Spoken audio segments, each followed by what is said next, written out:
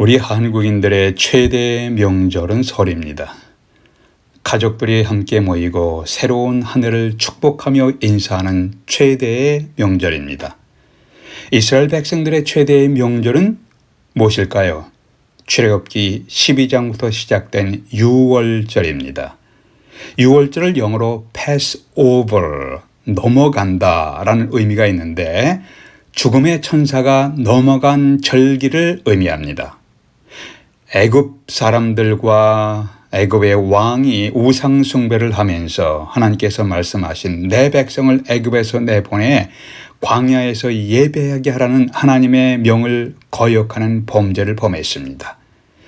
이러한 애굽을 심판하실 때 어린 양의 희생으로 흘린 피를 문 임방과 좌우 기둥에 바른 집은 죽음의 천사가 그냥 넘어가게 하셨습니다.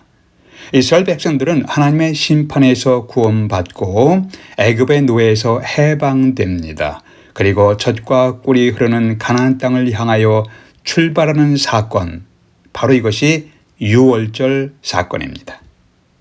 유월절의 때가 언제인가요? 유대인의 달력으로는 니산월인데 우리의 달력으로는 대략 4월쯤 됩니다.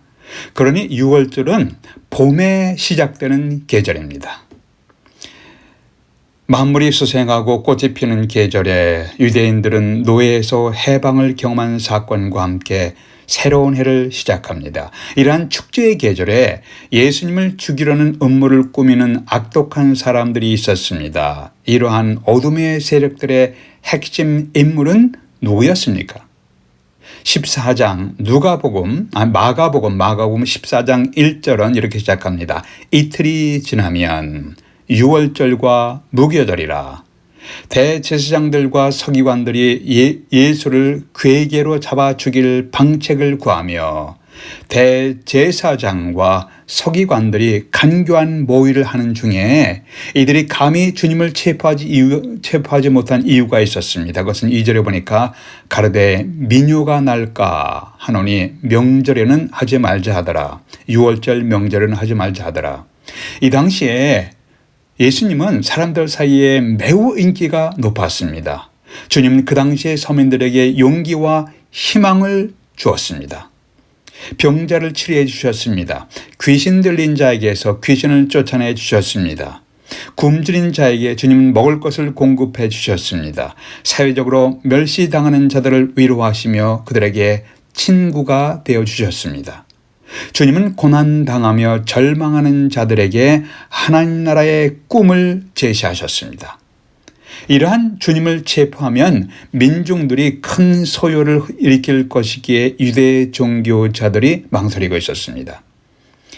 죽음의 그림자가 예수님을 향하여 다가오고 있는 유월절에 보이지 않는 하나님의 손길이 있는데 그 보이지 않는 하나님의 손길에 나타나는 메시지가 무엇인가? 이것이 오늘 메시지의 초점입니다. 첫 번째, 우리를 향한 하나님의 뜻을 생각하십시오. 유월절에 나타난 하나님의 손길, 그 속에서 우리를 향한, 여러분과 저를 향한, 이 시대를 향한 하나님의 뜻을 생각하십시오. 1절 보세요. 마가복음 14장 1절, 이틀이 지나면 유월절과 무교절이라. 대제사장들과 서기관들이 예수를 흉계로 잡아 죽일 방도를 구하며, 여기 유월절과 무교절이라는 말을 주목하십시오. 유월절은 이스라엘 민족이 애굽의 노예에서 해방되는 것을 기념하는 최대의 명절이에요. 또 무교절은 무엇인가? 무교절이라는 것은 누룩이 없는 빵을 먹는 절기예요. 누룩이 없는 빵. 유월절은 니산월 14일이고 15일부터 7일 동안 무교절 축제가 진행됩니다. 무교절 축제가 진행될 때는 누룩이 없는 빵과 쓴 나물 함께 먹었습니다. 고난을 기억하라는 것이에요.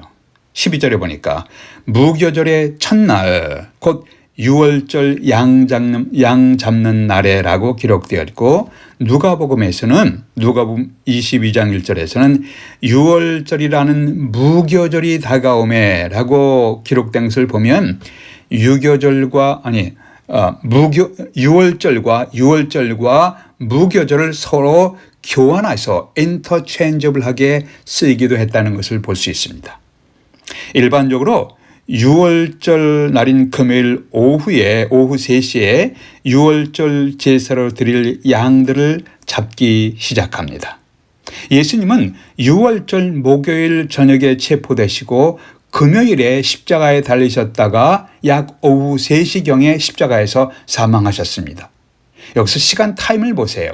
유월절이 끝나고 안식일이 시작되는 오후 6시 이전에 무덤에 묻히셨습니다.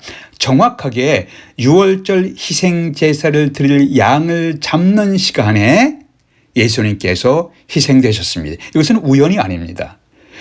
정확하게 유월절 희생 제물을 드릴 양을 잡는 시간에 예수 그리스도께서 희생되셨습니다.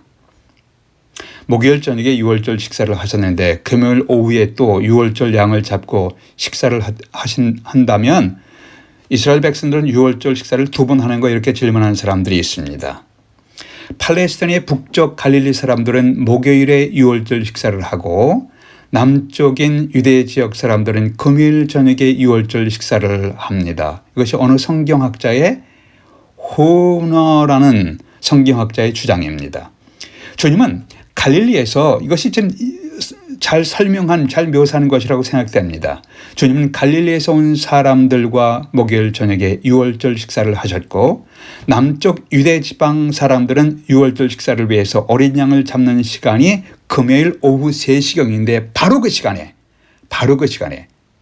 금요일 오후 3시 양을 잡는 바로 그 시간에 예수님께서 십자가에서 사망하셨습니다. 사도 바울은 예수 그리스도에 대해서 우리의 유월절 양 곧 그리스도께서 희생되셨느니라 고린도전서 5장 7절입니다. 우리의 유월절 양 곧 그리스도께서 희생되셨느니라. 사도 요한은 예수 그리스도에 대해서 우리의 유월절 양 곧 그리스도께서 희생되느니라고 사도 바울이 말씀했고 사도 요한은 예수님을 보면서 보라 세상 죄를 지고 가는 하나님의 어린 양이로다. 예수 그리스도는 자기의 죄로 인하여 십자가에 달려 돌아가신 것이 아니라 온 세상 사람들의 죄를 대신 짊어지고 죄로 인한 심판을 우리를 대신해서 받으셨습니다. 출애굽기 12장에서부터 매년 어린 양이 유월절마다 희생되었는데 이것은 앞으로 완전한 제물로 드려질 하나님의 어린 양의 희생을 예표한 것입니다. 히브리서 10장은 이렇게 설명합니다. 제사장이 매번 드리는 어린 양의 희생은 언제나 죄를 없이 하지 못하지만 하나님의 어린 양이신 예수 그리스도는 자신의 몸을 단번에 영원한 제사로 드림으로, 여기서 중요한 단어가 있습니다. 단번에 영원한 제사를 드림으로 우리를 거룩하게 하셨느니라. 예수님은 자신이 이 땅에 오신 목적에 대해서 이렇게 말씀하십니다. 인자가 온 것은, 인자라는 것은 the son of man, 사람의 아들, 이것은 예수님이 자신을 묘사하는 단어입니다. 인자가 온 것은, 내가 온 것은 섬김을 받으려 함이 아니라 도리어 섬기려 하고 자기 목숨을 많은 사람의 대성물로 주려 함이니라. 마가복음 10장 45절입니다. 주님은 자신을 향한 하나님의 뜻을 이루어 가시는 생애를 사셨습니다. 아버지 하나님의 뜻을 이루기 위해 십자가에서 죽기까지 복종하셨습니다. 빌립보서 2장 8절입니다. 하늘의 아버지께서는 이러한 예수님을 영광스럽게 하셨습니다. 오늘날 우리의 생일을 진실로 축복되게 하는 것은 무엇인가요? 무엇이 우리의 인생을 축복되게 합니까? 성경은 이 세상도 그 정욕도 지나가되 오직 하나님의 뜻을 행하는 이는 영원히 eternally 거하느니라. 요한일서 2장 17절입니다. 자신을 향한 하늘 아버지의 뜻을 이뤄가는 삶이 축복된 삶입니다. 자신을 향한 하나님의 뜻을 이뤄가는 삶, 거기에 영원한 의미가 있습니다. 거기에 영원한 가치가 있습니다. 이 세상도 그 정욕도 지나가되 오직 하나님의 뜻을 행하는 이는 영원한 의미, 영원한 가치 가운데 거하느니라. 여러분의 주어진 삶의 현장에서 자신을 향한 주님의 뜻이 무엇인지를 살펴보고 계십니까? 여러분의 직장 생활에서, 여러분의 가정 생활에서, 학교 생활에서, 대인 관계에서, 사회에서 나를 향한 하나님의 뜻이 무엇인지를 생각해 보십시오. 그 하나님의 뜻을 행하는 것이 영원한 내 인생에 가치를 부여하고 의미를 부여하는 것입니다. 성경에 계신 하나님의 뜻을 살펴보십시오. 베드로 전서에 따르면 선지자들은 성경에 계시된 하나님의 뜻을 부지런히 연구하고 살폈습니다. 여러분은 규칙적으로 성경에 계시된 여러분을 향한 하나님의 뜻을 배우고 계십니까? 인간이 가질 수 있는 최고의 지식은 하나님을 아는 지식이다. 인간이 이룰 수 있는 최대의 업적은 하나님의 뜻을 행하는 것이다. 다시 하겠습니다. 인간이 가질 수 있는 최고의 지식은 하나님을 아는 지식이다. 인간이 이룰 수 있는 최대의 업적은 하나님의 뜻을 행하는 것이다. 남침예교 트루렛 목사님의 유명한 말씀이 우리에게 전해지고 있습니다. 나는 이 땅 위에서 하나님을 아는 지식을 배워가며 살아가고 있는가? 나의 삶의 현장에서 나를 향한 하나님의 뜻을 이루어가고 있는가? 여러분 자신을 향해서 자문해 보십시오. 두 번째는 우리를 향한 하나님의 때를 기다리십시오. 첫 번째는 우리를 향한 하나님의 뜻을 생각해 보십시오. 두 번째는 우리를 향한 하나님의 때를, 타이밍을 생각해 보십시오. 1절에서 이틀이 지나면 유월절과 무교절이라. 대제사장들과 서기관들이 예수를 흉계로 잡아 죽일 방도를 구하며 유대교 지도자들은 자신들의 권력과 자신들의 이익권을 비판하는 예수님을 죽일 방도를 찾고 있었습니다. 예수님이 죄를 져서 죽이려고 하는 것이 아니라 자신들의 권력과 자신들의 위선과 자신들의 죄와 자신들의 이익권을 비판하는 예수님을 죽이려고 한 것이에요. 이렇게 예수님을 죽이려는 계획은 매우 오래전부터 시작되었습니다. 마가복음 3장에서 안식일에 회당에 온 사람 중에 손이 마비된 사람을 주님이 보셨습니다. 불쌍히 여기시고 고쳐주셨습니다. 이에 대해 안식일에 일을 했다고, 안식일에 치료를 했다고 주님을 고발하였는데 6절에 보니까 바리새인이 나가서 곧 헤롯 땅과 함께 어떻게 하여 예수를 죽일까 의논하니라. 손이 마비된 자를 불쌍히 여기며 치료해주는 선한 일을 행하신 주님을 죽이려는 유대 정교자들의 완악함을 보십시오.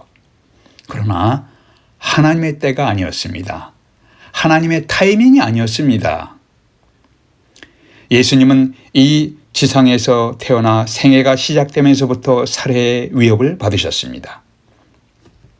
아기로 태어난 예수님께 동방 박사들이 메시아 왕께 드리는 예물을 드렸습니다.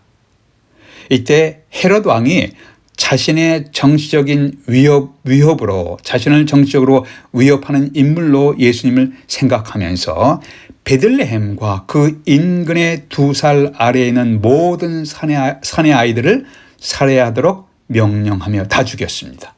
이런 상황에서 천사가 요셉에게 혈명하여 이런 말을 합니다. 헤롯이 아기를 찾아 죽이려 하니까 일어나 아기와 그 어머니를 데리고 애굽으로 피하여 내가 내게 이르기까지 거기 있으라. 마태복음 2장 13절입니다. 이렇게 알려주었습니다. 누가복음 4장에서 예수님이 나사렛 회당에 들어가 성경을 읽고 해석하며 하나님 나라의 뜻을 전하셨습니다. 사람들은 자신들을 거스리는 말씀을 하자 예수님을 동네 밖으로 쫓아내어 자신들의 전통을 거스리고 자신들의 죄를 지적하고 자신들의 자신들을 비판하고 자신들의 뜻을 거스리는 말을 하자 진리를 말씀하신 거예요. 성경을 읽고 해석해서 설교하신 겁니다. 그런데 자신의 뜻과 다른 것이에요. 그래서 예수님을 동네 밖으로 쫓아내어 산 낭떠러기까지 끌고 가서 밀쳐 떨어뜨려 죽이고자 했습니다. 예수님이 죄를 져서 죽이고자 한 것이 아니라 성경을 읽고 해석하며 설교하시는 예수님이 자신들의 생각과는 다른 말씀을 하시는 거예요. 그러니까 예수님을 동네 밖으로 쫓아내어 산 낭떠러지기까지 가서 밀쳐 떨어뜨려 죽이고자 했습니다. 누가복음 4장에 나와요. 요한복음 5장에서 예수님이 예루살렘에 있는 베데스다 연못가에 38년 된 병자를 치료해 주셨습니다. 이것은 유명한 구절이고 유명한 말씀을 사람들이 다 아는데 그런데 안식일에 이렇게 38년 된 병자를 고쳐주셨는데 안식일에 이런 치료의 일을 한다고 하면서 유대인들이 예수님을 죽이고자 했습니다. 5장 18절입니다. 요한복음 5장 18절. 기가 막히죠. 요한복음 7장 25절에서도 예루살렘 사람 중에 어떤 사람이 말하되 이는 그들이 유대교 지도자들이 죽이고자 하는 그 사람이 아니냐 하면서 예수님을 설명했습니다. 유대교 지도자들은 자신들의 전통, 자신들의 뜻을 거스리는 메시지를 전하는 예수님을 늘 죽이려고 했습니다. 요한복음 8장에서 대제사장과 바리새인들이 예수님을 잡으려고 사람들을 보냈습니다. 그러나 God's timing, 하나님의 때가 되지 아니했기 때문에 아무도 예수님을 체포하고 살해하지 못했습니다. 그만큼 하나님의 때가 중요한 거예요. 하나님이 허용하시지 않은 것이에요. 요한복음에서 반복해서 나오는 문구가 있습니다. 이것은 하나님의 때, 나의 때, 예수님께서 말씀하기를 나의 때. 요한복음 2장 4절에서 주님이 내 때가 아직 이르지 아니하였다. My time has not yet come. 내 때가 my timing 아직 안 되었다. 7장 6절에서 내 때가 주님의 때가 타이밍이 아직 이르지 아니하였다. 이렇게 내 때가 이르지 아니하였다가 반복해서 말씀하신 주님이 12장에서는 예수께서 대답하여 이르시되 인자가 영광을 얻을 때가 왔도다. 이 때가 되었다. 12장 23절입니다. 13장에서 예수께서 자기가 세상을 떠나 아버지께로 돌아갈 때가 이른 줄 아시고 이제 때가 다 되었다. 13장 1절입니다. 17장에서 예수께서 하늘을 우러러 이르시되 아버지여 때가 이르렀사오니 때가 됐다. 이제 17장 1절입니다. 예수님은 늘 하늘 아버지의 타임, 때를 마음에 두고 기다리셨습니다. 잠언 16장 9절에 보니까 사람이 마음으로 자기의 길을 계획할지라도 그의 걸음을 인도하시는 이는 여호와시니라. 사람이 마음으로 자기의 길을 계획할지라도 그의 발걸음을 인도하시는 분은 하나님이십니다. 여러분과 저의 주어진 삶을 향한 하나님의 타임, 하나님의 때가 있습니다. 때로는 억울하게 고통을 당하지요. 고난받을 때가 우리의 인생에 많습니다. 기도하는데 아직 하나님의 도움의 손길이 도착하지 아니하였습니다. 절망하죠. 낭망하죠. 그럼에도 계속 기도 중에 인내하며 하나님의 때를 기다리십시오. 우리를 향한 하나님의 때가 우리를 향한 최선의 때입니다. 자신은 아무런 죄를 짓지 아니하셨지만 많은 사람들의 죄를 친히 담당하시고 우리를 대신하여 심판을 받으신 분이 계십니다. 누구신가요? 예수 그리스도이십니다. 누구든지 예수 그리스도를 주님으로 영접하는 자는 죄로 인한 심판에서 해방되고 용서받고 하나님 나라의 백성이 되게 하셨습니다.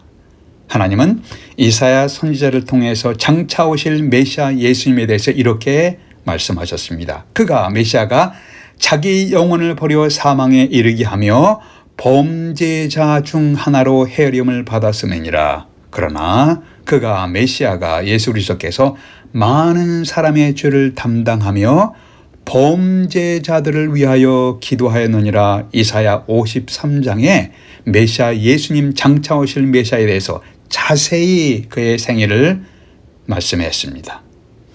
여러분에게 예수 그리스도는 누구이십니까? 여러분을 대신해서 죄를 친히 짊어지시고 여러분을 대신해서 친히 심판을 받으신 그리고 여러분을 위해서 기도하신 예수 그리스도는 여러분에게 누구이십니까? 기도하겠습니다. 아버지 하나님, 전쟁의 소문과 사이비 정교와 이단들의 미혹이 많은 사건, 혼란한 세상에 저희들이 살고 있습니다. 성경을 통해서 계시된 하나님의 진리를 저희들이 올바로 이해하고 깨닫게 해주시옵소서. 그래서 흔들리는 세상 가운데 흔들리지 않는 믿음으로 살아가도록 저희들의 발걸음을 인도해 주시옵소서. 우리 주 예수 그리스도의 이름으로 기도하옵나이다. 아멘.